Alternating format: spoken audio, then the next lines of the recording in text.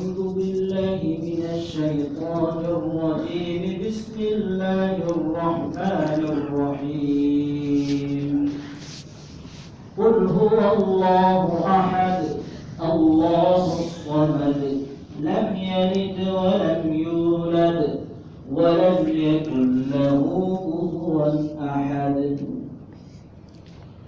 معزز حاضرین، یہ سورۃ الاخلاص ہے جو قرآن کریم کی مختصر ترین سورتوں میں سے یہ بھی ہے.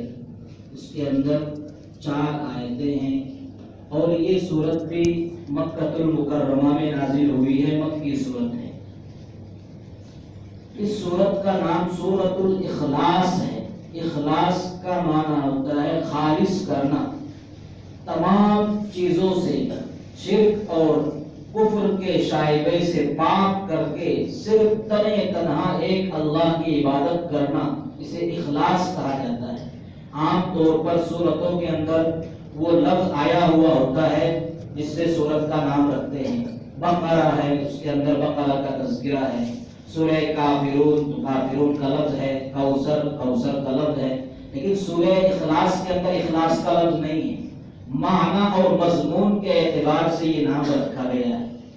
تو جس طریقے سے اب یہ سورہ اخلاص جو ہے، اس کی قرآن کریم کی اس مختصر سورت کی احادیث میں بے شمار فضائل وارد ہوئی.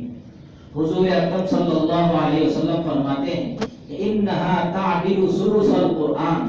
یہ سورہ اخلاص ثلث القرآن ہے، یعنی قرآن کا 1/3 ہے.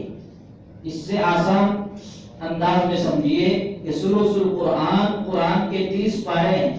گویا کہ سورۃ الاخلاص 10 پاروں کے برابر ہے. یعنی اگر کوئی شخص 3 مرتبہ سورۃ الاخلاص پڑھ لے، گویا اس نے مکمل قرآن 30 پارے پڑھ لیے. تو ایک مرتبہ سورۃ الاخلاص پڑھنے میں زیادہ سے زیادہ 10 سیکنڈ، بہت زیادہ ہو گئے تو 15 سیکنڈ. 1 منٹ کے اندر آدمی 5 سے 6 مرتبہ پڑھ سکتا ہے سورہ اخلاص.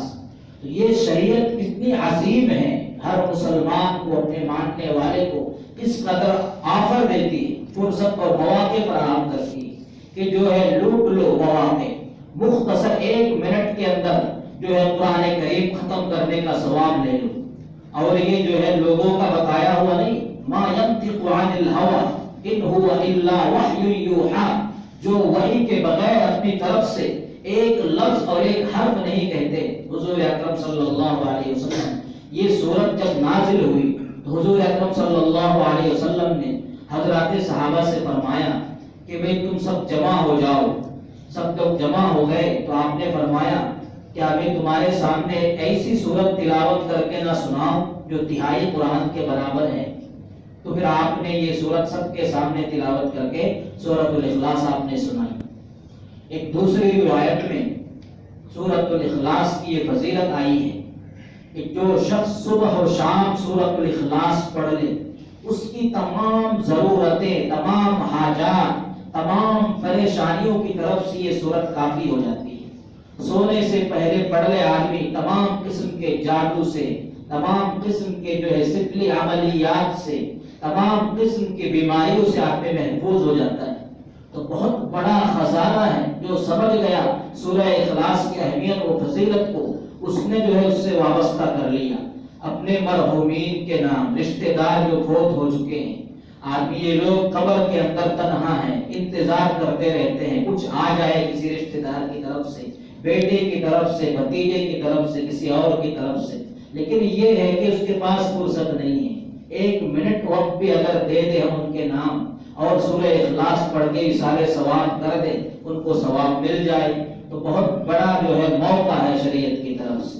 اس سورت کی شان نزول بھی مفسرین نے بیان کیا ہے کہ جب مکے کے اندر شروع کا دور تھا، حضور اکرم صلی اللہ علیہ وسلم اللہ تعالیٰ کی توحید اور اللہ تعالیٰ کی عبودیت کی طرف بلانے لگے لوگوں کو. کہنے لگے کہ بھئی صرف ایک اللہ کی عبادت کرنی ہے، اس کے ساتھ کوئی شریک نہیں ہے، اس کا کوئی ساجی نہیں ہے، اس کا کوئی ہمسر اور ہم پلہ نہیں ہے.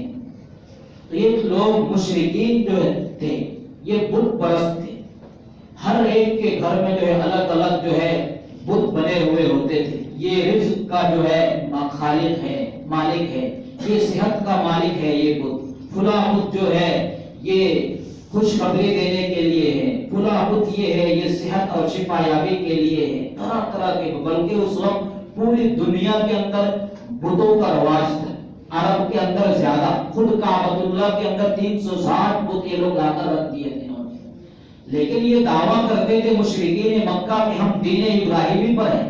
قرآن کہتا ہے کہ ان ابراہیم کان امۃ قانتا للہ حنیفا ولم یک من المشرکین، وہ تو 100 ہو کر اللہ کی عبادت کرنے والے تھے حضرت ابراہیم، تمہاری طرح مشرک تھوڑی تھے، شرک نہیں کرتے تھے۔ یہ لوگ جو ہے الگ الگ بتوں سے الگ الگ منتیں مانگتے تھے، یہ فلاں کا جو ہے خالق ہے، یہ فلاں چیز کا اختیار والا ہے، حالانکہ انتہائی بے عقلی کی چیز ہے۔ جو چیز انسان اپنے ہاتھ سے گڑھ کر تراش کر کے بنائے، اس کے سامنے اپنی ضرورتوں کو مانگے، اس سے بڑا بے وقوف کوئی ہو نہیں سکتا۔ قرآن کریم نے کہا یا ایھا الناس انما ضرب مثل فاستمعوا لہ، لوگوں تمہارے سامنے ایک بہترین مثال بیان کی جاتی ہے، غور سے سنو۔ ان الذین تدعون من دون اللہ لن یخلقوا ذبابا ولو اجتمعوا لہ، جن معبودوں کو، جن بتوں کو تم اللہ کو چھوڑ کر پوچھتے ہو، یہ ایک مکھی پیدا نہیں کر سکتے، مکھی نہیں پیدا کر سکتے۔ لن یخلقوا ذبابا ولو اجتمعوا لہ، اگر یہ سب کے سب اکٹھے ہو جائے تب بھی ایک مکھی ان سے پیدا نہیں ہو سکتی۔ مکھی پیدا ہونا تو بہت دور کی بات ہے۔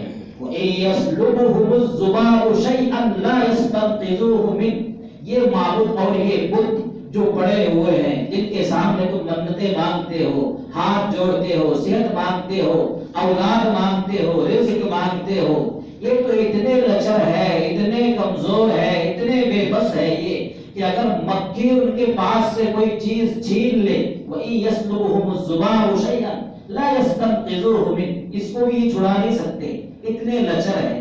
تو کون سی عقل مندی کی بات ہے کہ یہ جو ہے تم ان کے سامنے جا کر جو ہے اپنے منت کو ان کے سامنے رکھو، ان کے سامنے ضرورتوں کی تکمیل کی درخواست کرو۔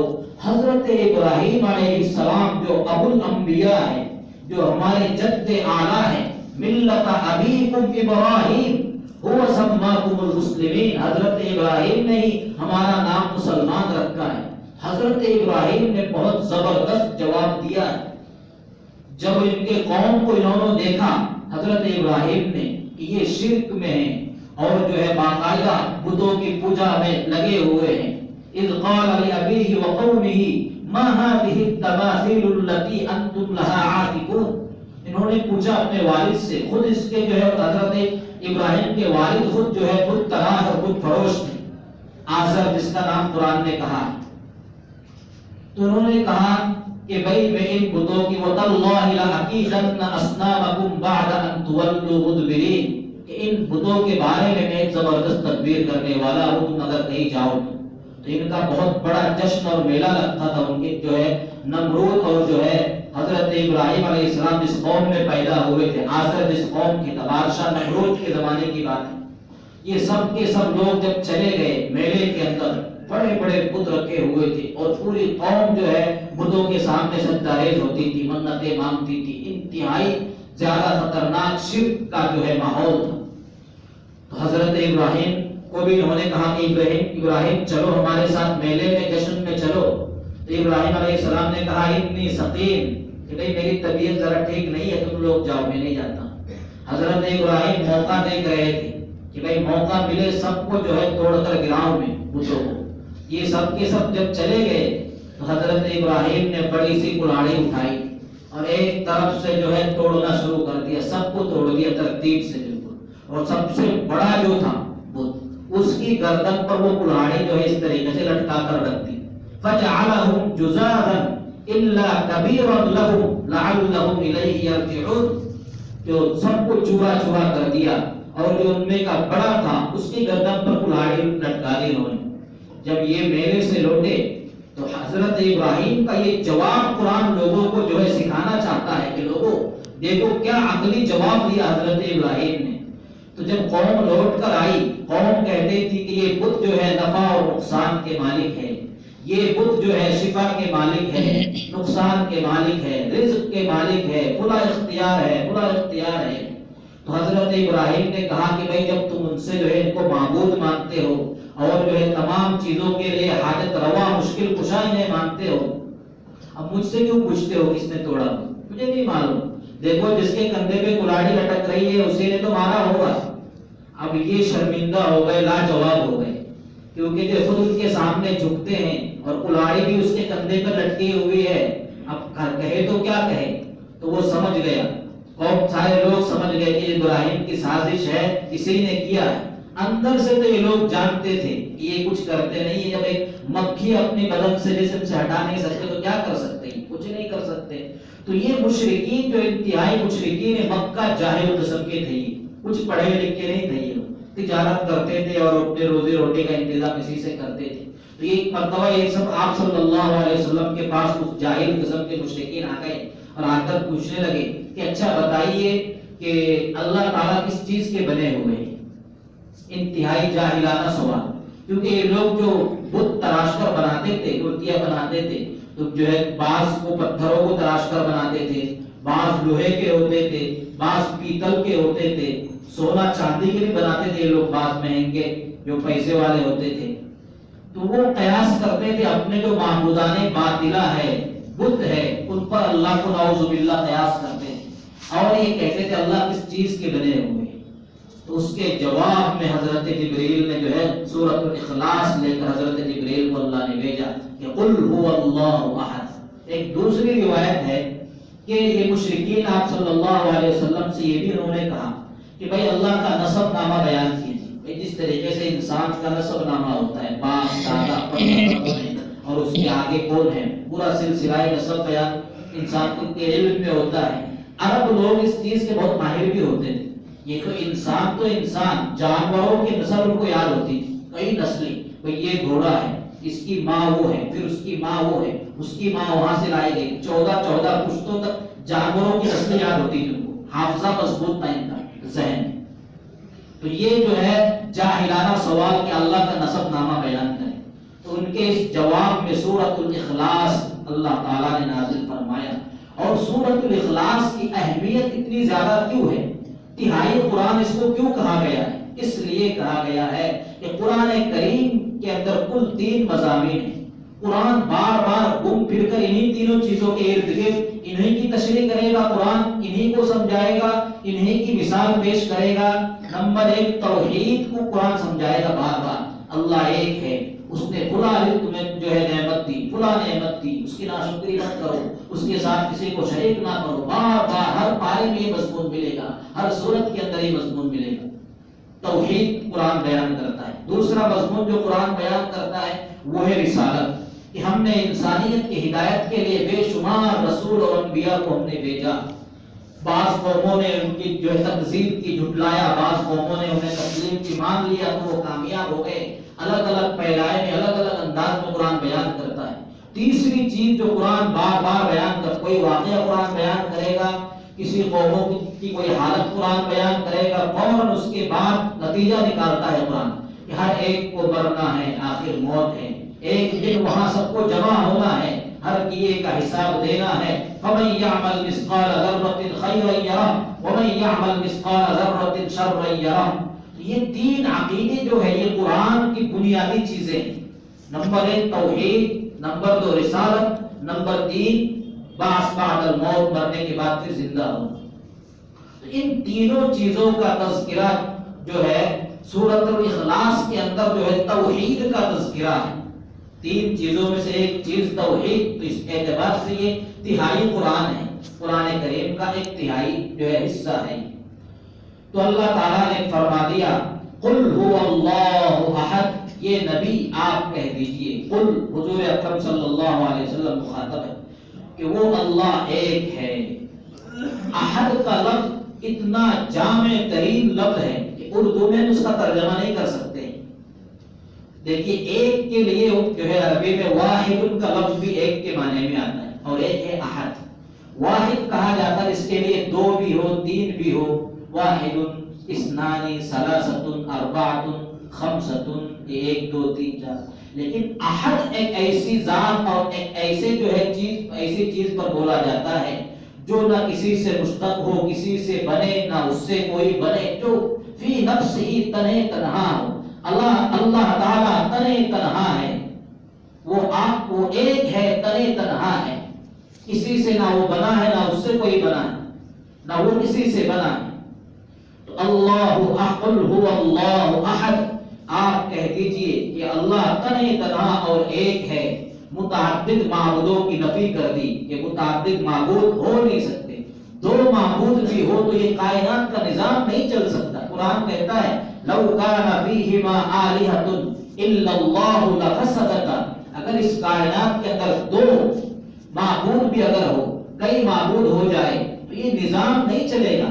درہم برہم ایک ہی دن میں کوئی معبود کہے گا کہ بھائی جو ہے ادھر گرمی کم ہو، دوسرا معبود کہے گا نہیں بہت گرمی ہونی چاہیے، ایک معبود کہے گا بارش برسا دو، دوسرا نہیں بارش میں مت برساؤ، ضرورت نہیں یہاں بارش۔ اختلاف ہو کر جو ہے ایک ہی دن میں کائنات کا نظام درہم برہم ہو جائے۔ تو اللہ نے ان چیزوں کو سمجھایا ہے۔ عقیدہ توحید کہ کہہ دو کہ وہ اللہ تنہے تنہا ہے، اللہ الصمد، اور وہ اللہ بے نیاز ہے۔ الصمد کا لفظ بھی انتہائی جامع لفظ ہے۔ صمد ایسی ذات کو کہا جاتا ہے جس کو کسی کی ضرورت نہیں اور ہر ایک کو اس کی ضرورت ہے۔ واللہ الغنی وانتم الفقراء، اللہ بے نیاز ہے، تم سب اس کے محتاج ہو۔ تو صمد ایسی ذات کو کہا جاتا ہے جس کو کسی کی ضرورت و حاجت نہیں۔ حدیث پاک کے اندر ہے کہ تمام انس و جن ایک ساتھ ہو کر رو کر گڑ گڑا کر عبادت میں لگے رہے، ایک بھی نافرمانی نہ کرے، سب کے سب اللہ کی اطاعت و فرما برداری میں جٹ جائے، لگ جائے، تب بھی اللہ کے علو مرتبت میں، اللہ کی شان میں ذرہ برابر اضافہ نہیں ہوگا عبادت سے۔ کہ اللہ پہلے سے علی الکبیر ہے، عالی شان ہے اللہ تعالیٰ پہلے سے۔ تو لوگوں کی عبادت سے سب لوگ ایک ساتھ قیامت تک عبادت میں پڑے رہے، اس سے اللہ کی شان میں اتنا بھی اضافہ نہیں ہوگا۔ اگر سب کے سب انس و جن اللہ کی نافرمانی میں پڑ جائے، سب کے سب نافرمانی کرے، تب بھی اللہ کی شان میں ذرہ برابر کمی نہیں آئے گی۔ وہ تو بے نیاز ہے، کسی کی ضرورت نہیں ہے، ہر کسی کو اس کی ضرورت ہے۔ اس کو کہتے ہیں صمد، بے نیاز۔ لم یلد ولم یولد، نہ تو اس نے کسی کو جنا ہے اور نہ وہ کسی سے جنا گیا، یعنی نہ وہ باپ ہے اور نہ بیٹا ہے۔ کہ مشرکین کہتے تھے کہ اللہ کا یہ فرشتے جو ہے اللہ تعالیٰ کی بیٹیاں ہیں، وَيَجْعَلُونَ لِلَّهِ الْبَنَاتِ سُبْحَانَهُ، اور یہ لڑکیوں کو اللہ تعالیٰ کے لیے طے کرتے ہیں، قرار دیتے ہیں، اللہ کی ذات سے پاک ہے۔ اور جو عیسائی ہے، عیسائی لوگ کہتے ہیں کہ حضرت عیسیٰ جو ہے اللہ تعالیٰ کے بیٹے ہیں۔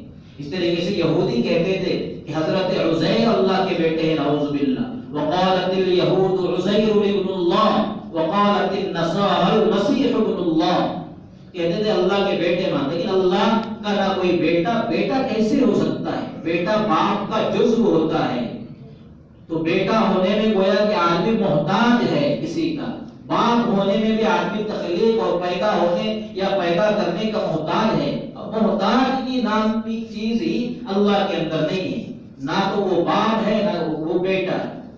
لم یلد ولم یولد ولم یکن له کفوا احد، کفوا کہا جاتا ہے ہم پلہ، ہم سر برابر، ہم مثل اس جیسا، ولم یکن له کفوا احد، اور اس کا ہم سر اور ہم پلہ کوئی نہیں ہے۔ اللہ کے جیسا، لیس کمثلہ شیء، اس کے مانند کوئی چیز نہیں ہے۔